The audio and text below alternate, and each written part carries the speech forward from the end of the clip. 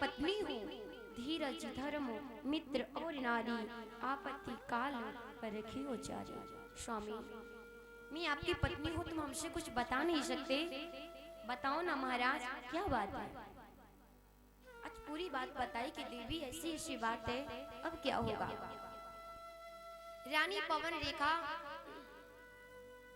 बीचों बीच आंगन में बैठ जाती हैं, सोचने लगती हैं कि हे परमात्मा, हे विधाता, तुमने अपनी नजर कहाँ को डाल दी? हमारी ना एक भी लड़की है, ना एक भी लड़का है, ना जाने क्यों ऐसा हो रहा है। आज भैया पवन रेखा रोने लगी कि प्रभु तूने कहाँ नजरी डाली?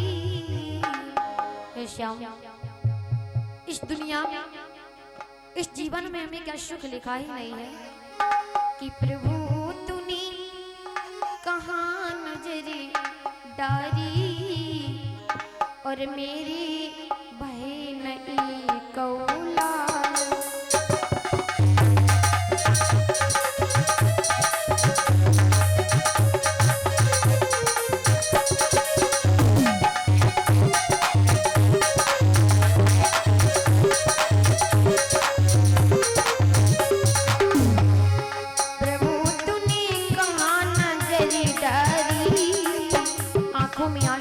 मैया रोने लगी, परमात्मा हरी तूने कहाँ नजर डाली, मेरी बहन एक कौला।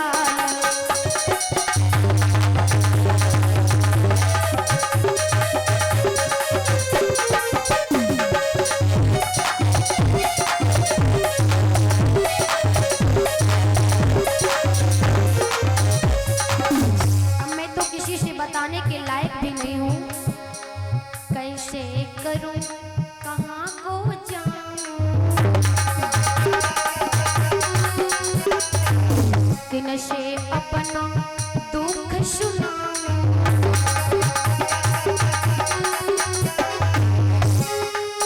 का कहेंगे अपना मन जाने, फूटी गई तकदीर तूने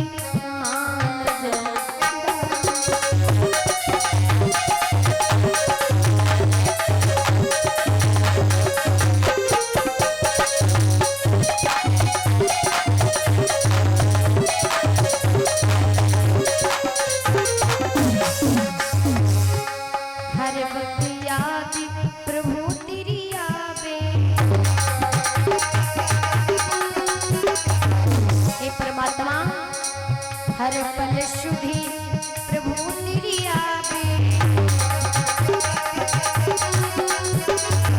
का मेरी कोख में पथरा डाले, प्रभु तूने कहाँ नजर डाली, मेरे बहन कौला।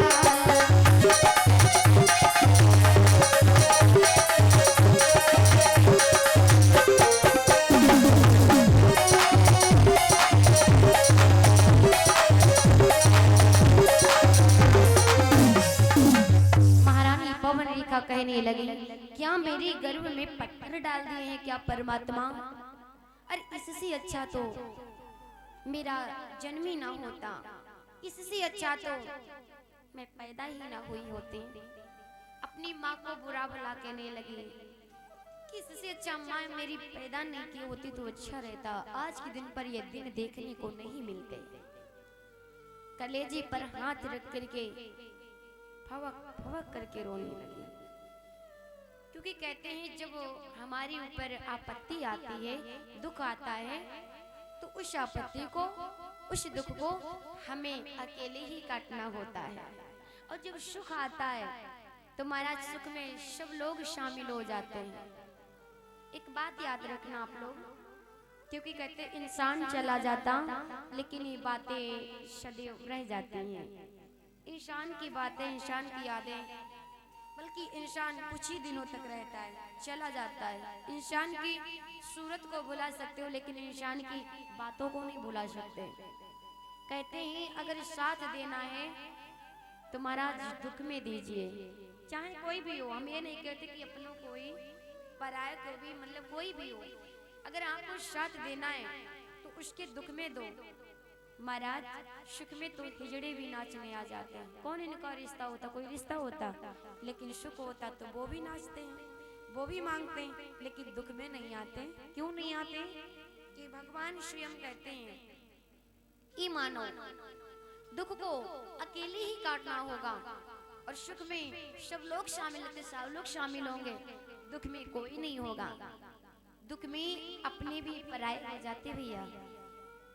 कभी कभी ऐसा हो जाता कि खुद का पति ताना मारने लगता है, जब महाराज खुद की हमारी भाग्य बिगड़ी होती, कहता है ऐसी ना होती तो क्या, ऐसे तेरे कर्म होते, ऐसी तेरी दशा होती।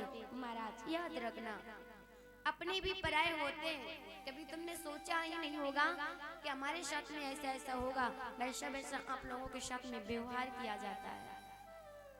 याद रहे, पवन रेखा सोच रही है कि दुख में हम अकेले ही हैं। उग्रसेन कहने लगे रानी, दुख में सब लोगों को अकेले रहना पड़ता है, सुख में सारे लोग शामिल होते हैं। अब पवन रेखा अगर दरवाजे से बाहर निकलती तो लोग उसे बांझ कहते हैं कि बांझ है। स्त्रियां कहती कि मुख मत देखना वरना दिन खराब हो जाएगा, जाना नहीं उसके पास वरना उसकी साया तुम्हारे गर्भ के ऊपर पड़ जाएगी। अब उन तानों को सुन सुन करके घर में आती है, पूछती है क्या वास्तव में मैं बांझ हूँ? उग्रसेन बोले नहीं प्यारी, ये दुनिया है, ये दुनिया कुछ भी कह सकती है, इस दुनिया के कहने में ना हो। जैसा जिसका मन वो वैसा ही कहेगा, जैसे जिसकी सोच वो वैसा ही सोचेगा। रानी तुम अपने हृदय से साफ हो, अपने चरित्र से साफ हो। दुनिया कह के कहने दो, ये हमारे हाथ में थोड़ी ना है, ये तुम्हारे हाथ में थोड़ी ना है, ये तो उनके हाथ में है जो महाराज सबको भी देते हैं, सबका धन लेते हैं, उन परमात्मा के हाथ में है। क्योंकि भैया समय बुरा होता है ना तो गूंगे भी बोल पड़ते जिन्हें बोलना नहीं आता है। अपना वक्त जब बुरा होता है तो गूंगे भी लोग एकदम से इतनी तेजी से बोलेंगे जैसा लगता अभी बोल ही देंगे, जो महाराज कभी बोलने के लायक ही नहीं होते। इसलिए याद रहे, अपने जीवन में हमेशा याद रखना, अगर अपना इंसान है तो उसे आप कुछ भी कह सकते हो, कुछ भी कह सकते हो, क्योंकि अपने इंसान से सोच और समझ करके नहीं बोलना पड़ता है। जो पराया है उस पे आप सोचोगे, समझोगे कि क्या बोलना है क्या नहीं, कैसा लगेगा कैसा नहीं, लेकिन अपने के ऊपर कभी भी सोच करके नहीं बोलना चाहिए। देवी तो तुम पराई हो, इसीलिए सब लोग जो मन होता वो बोलते हैं। मारने वाले का हाथ पकड़ सकती हो लेकिन कहने वाले की जुबान थोड़ी ना। ऐसा मत सोचो, क्योंकि तुम्हें पता है कि जब इंसान कोई ठोकर से गिरता है तो उसे उठाने के लिए एक नहीं महाराज 1000 तैयार हो जाते हैं कि भैया चोट तो नहीं लगी। लेकिन वही इंसान महाराज अगर दुख में गिर जाए तो उठाने की तो बात सुनो और तालियां बजा करके कहेंगे का गिर पड़े, दिखाई नहीं देता था, आंखें नहीं थी क्या? ऐसे ऐसे उल्टा उल्टा लोग बोलते हैं। और ये बुरा समय आता है, महाराज उग्रसेन बोले रानी बुरा समय आता वो भी अच्छे के लिए आता है, क्योंकि अगर बुरा समय ना आए तो क्या आप लोग जान सकोगे कि कौन अपना है कौन पराया है? नहीं जान पाओगे। ये बुरे समय भगवान इसीलिए डालते हैं, बुरे दिन इसीलिए डालते हैं ताकि सोच सको कि कौन तुम्हारा साथ देगा और कौन तुम्हारा मजाक उड़ाएगा। इसीलिए आपत्ति के दिन आते हैं भैया। अगर भगवान तुम्हें सुख ही सुख दे तो सुख में तो सभी होते, तुम्हें पता ही नहीं चलेगा कौन हमारा कौन पराया। इसीलिए दुख पड़ता है तो अच्छे के लिए पड़ता है, और दुख के पीछे सुख लगा। दुख या तो दुख आ गया या सुख आ गया, लगातार लगे हुए हैं। अपने जीवन में याद रखना, ये मत सोचो